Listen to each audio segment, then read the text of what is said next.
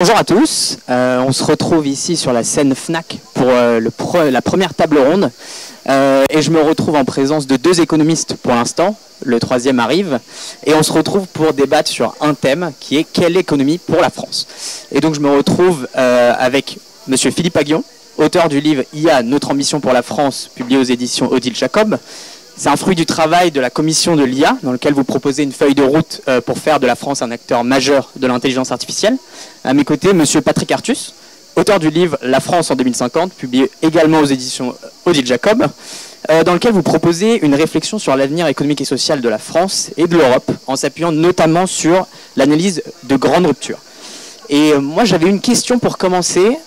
C'était donc si vous aviez une ligne directrice en un mot pour la prochaine décennie de la France, laquelle serait-elle, en un mot? Je crois que la ligne directrice pour l'Europe, c'est d'essayer de rattraper son retard technologique par rapport aux États-Unis. Donc, on ne fait pas assez d'innovation de rupture et on ne fait pas assez de high-tech. Et donc, il faut un vrai marché unique pour les biens et services que nous n'avons pas. Chaque pays ajoute ses réglementations, c'est pas bon. On n'a pas un vrai écosystème financier qui favorise l'innovation de rupture, capital risque, fonds de pension. On n'a pas des politiques publiques d'innovation qui vont. Antonin Bergeau est là, il a expliqué très bien le rôle des LABEX, des laboratoires d'excellence, qui eux vraiment ont stimulé l'innovation de rupture, mais il n'y en a pas assez et ça ne se fait pas suffisamment au niveau européen. Et on n'a rien en Europe qui équivaut au DARPA, vous savez, les Defense Advanced Research Project Agency, qui sont une manière moderne de faire de la politique industrielle pour stimuler l'innovation dans des domaines comme la santé, la défense, les infrastructures. Donc c'est tout ça qu'il faut, il faut avoir une vraie stratégie pour rattraper technologiquement les États-Unis et même maintenant la Chine. Et donc, quand on fait des choix budgétaires, par exemple, il ne faut surtout pas couper dans la recherche et il ne faut surtout pas couper dans l'innovation. Je pense que toute politique qui coupe dans la recherche, dans l'innovation et dans l'éducation, c'est des politiques qui vont contre la croissance et contre le progrès. Oui, pour pas répéter ce qu'a dit Philippe, je crois d'abord, il y a déjà la démographie joue un rôle très important.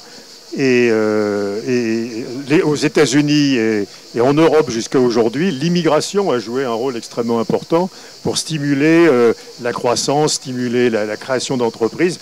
Vous savez que 55% des licornes dans la Silicon Valley ont été créées par des immigrés qui sont passés par le système universitaire américain. Et donc on connaît aussi aujourd'hui les attaques de l'administration Trump sur le système de recherche américain et sur les universités américaines. Et je crois que c'est peut-être l'occasion d'avoir une proposition à faire en Europe pour attirer des universitaires, développer la recherche. Mais effectivement, il faudra de l'argent, il faudra des crédits pour ce faire. Alors la deuxième question, c'est qu'est-ce qui a bloqué l'Europe? Alors, il y a plusieurs dates, mais enfin, il y a la date aux alentours de 2000, mais c'est plutôt après la crise des subprimes, 2008, 2010, qu'on voit que l'Europe prend du retard croissant avec par rapport aux États-Unis. Eh bien, ce retard peut être attribué à plein de choses. Un, au sous-investissement dans les nouvelles technologies. Et donc ça, c'est une responsabilité du secteur public, des États, mais aussi une responsabilité des entreprises. Au faible lien entre la recherche académique et la recherche en entreprise.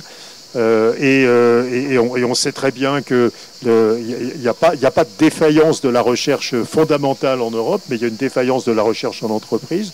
Et puis, comme Philippe a dit, à la difficulté de financer, à partir du moment où elles deviennent suffisamment importantes, les entreprises nouvelles. Et on a une industrie du private equity qui est extraordinairement de petite taille en Europe par rapport aux États-Unis. Et ça, c'est deux problèmes. C'est l'aversion pour le risque des épargnants et l'absence de fonds de pension qui font qu'on n'a pas beaucoup d'argent à mettre dans le venture capital. Je voudrais revenir sur votre livre, monsieur Philippe Aghion. Donc vous parlez du sujet du moment, j'aime bien appeler ça les deux lettres magiques, l'intelligence artificielle, oui. L'IA.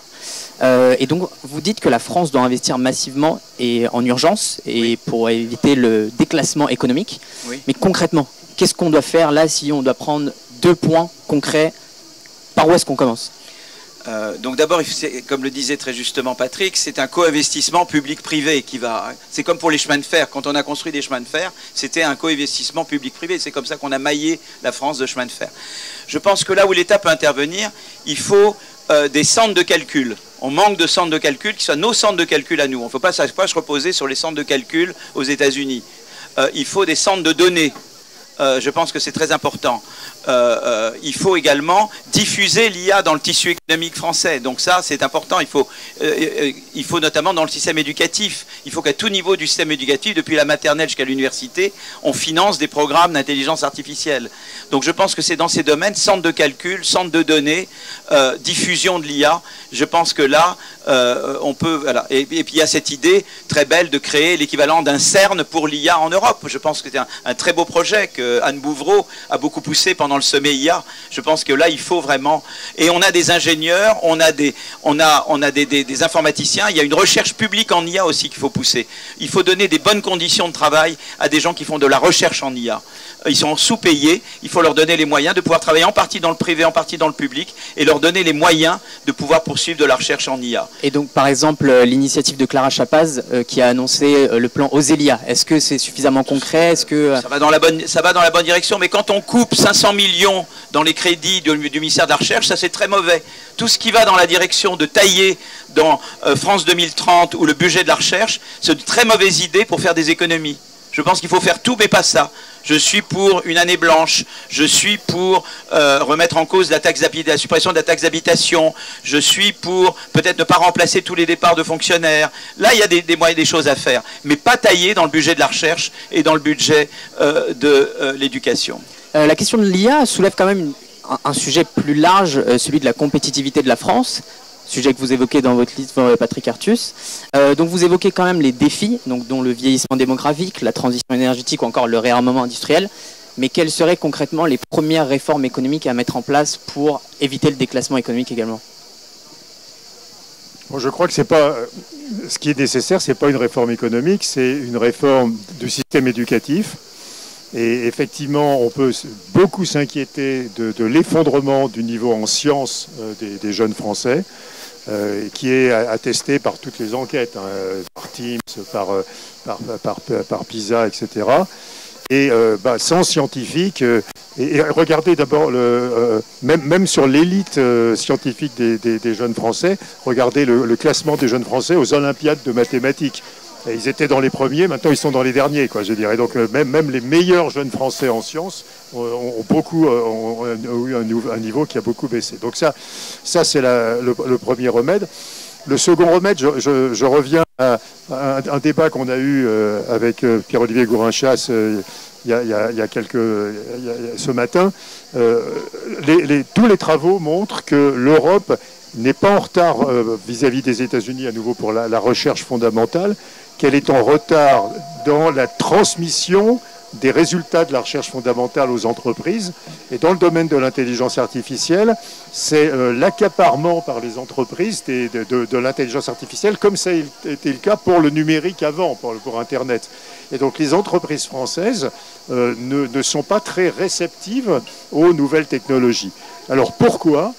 Je pense qu'il y a peut-être un problème de sociologie du patronat, mais surtout, je pense qu'il faut réfléchir à changer de modèle. Alors Philippe sera d'accord forcément, et changer de modèle pour passer d'une protection de l'emploi à une protection des compétences, comme ont fait les Danois, sur lesquels Philippe a beaucoup travaillé. Quand les Danois ne protègent pas l'emploi, ils permettent d'avoir des transitions d'entreprises moins performantes à des entreprises plus performantes. Et quand vous perdez votre travail au Danemark, vous êtes immédiatement pris en charge par le système de requalification, et vous retrouvez très rapidement un emploi qui est de meilleure qualité. Donc un marché du travail qui tourne beaucoup et qui est fait de destruction créatrice, en fait, qui ferme les mauvaises entreprises. Mais on protège les individus, on les reforme, on leur permet de rebondir sur d'autres. Mais on protège. Exactement. Alors ça va avec quelques contraintes, parce qu'il faut se former, on ne peut pas avoir le choix de ne pas se former, mais c'est extrêmement efficace pour faire tourner le marché du travail. Et alors en France ou dans les pays d'Europe du Sud, on a beaucoup de protection de l'emploi, ce qui fige les entreprises, d'abord les entreprises peu efficaces ne disparaissent pas, les salariés ne sont pas incités à se requalifier dans ces entreprises peu efficaces. Je vais devoir m'excuser parce que je dois aller à... Voilà. Mais Patrick, de toute façon, on pense beaucoup pareil. Et Patrick dira beaucoup mieux ce que j'aurais pu dire. Pas de problème, pas de problème. Merci. Pas de problème, merci. J'avais une autre question.